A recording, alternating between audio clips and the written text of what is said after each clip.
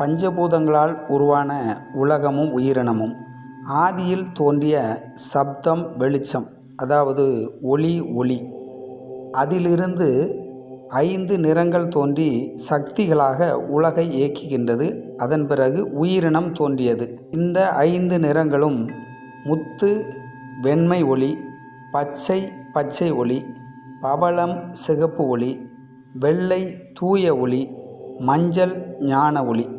இவை உடலுக்குள் எழும் பஞ்ச சக்திகளின் அடையாளங்கள். 5ம் பஞ்ச கருத்தால் படைப்பு, காப்பு, அழிவு, மறைவு, அருள் ஆகிய 5 செயல்களை நடத்தும் சக்தியாக நிறங்கள் செயல்படுகிறது. இதைத்தான் அகஸ்தியர் ஞான சைத்தன்யம் 51 ஆமப்பா, முத்து, பச்சை, பவளம், வெள்ளை, ஆதி என்ற மஞ்சள் 5ம் பஞ்ச கருத்தால் என்று கூறுகிறார்.